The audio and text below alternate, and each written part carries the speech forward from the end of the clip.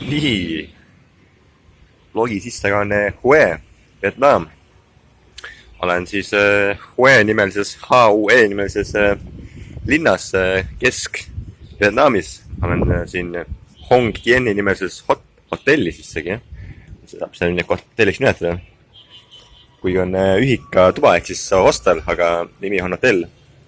Siin on neid kokku samanimelisi 3 tükki. Üks on siin Hoa Teng. See silt siin on Hoa Teng 1, Hong Tien 1 hotell swimming pool, kus mul ka swimming pool on.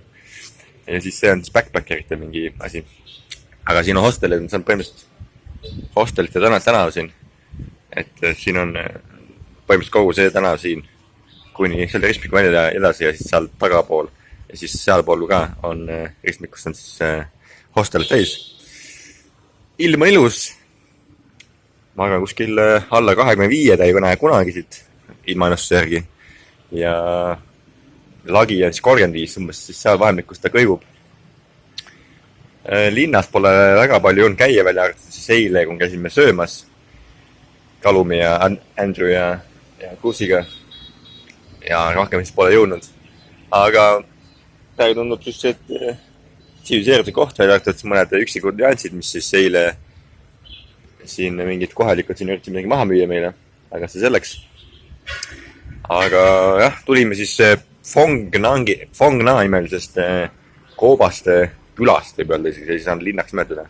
Ehk siis aastati kunagi mingid koopad sügavad ja siis ehitasime ka küla ja siis on siuke turismikeskus sinna. Ja sealt sõitsime siis 10 tundi. Sõitsime siis siia Huesse. Et ega midagi väga rääkida, täna vist liigume, täna saame seal pundiga käime seal keelatud linnas ja siis me lähme õhtul 3, mis läheb, liigume siis lõuna poole edasi, Hoi Anni ja üritame leida siis ühe mahajäetud lõbusvargi, mis on siis hiljuti veel selle krokodillid mõned aastad tagasi, enam neid krokodille seal ei ole, aga olid siis metsikud krokodillid ka veel alles. Aga vaatame, mis me seal näha saame, seal mingid liumäed ja vaatajad, et see on mingi maha jäetud ja kinni kasvanud. Pidi olema huvitav. Vot, seal on mingi staadion. Linn on siuke jaotasid 2, minemas praegu ida poole peal või lõuna poole peal. Jaotasid 8 jõega, midagi ei tea, mis see jõe nimi on. Aga põhja pool on siis jõest on see siuke kandiline ruudukujuline linna planeeringuga linn, seal on keelatud linn, mingi vana mingi templite teema jälle. Siin on see hongi, üks on siin üleval. Okay. Ja siis on linn ümber ringi. Siis me jääme siin lõuna pool, kus on siis siuke melu või siuke valged inimesed on siin võib selle pooleks.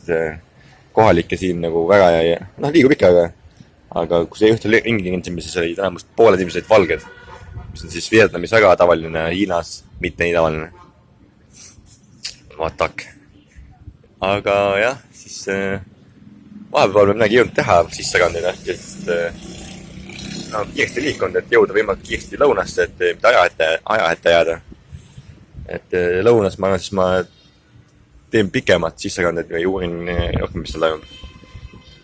Vot. Aga paike on küll palju, jah, siin on palju Vietnami teema, et igal ahel on masin. Aga vaat näeme siis, ma arvan, Hoi Anis või kuskil lõunapool võib-olla. Talatis. Davai, tšau.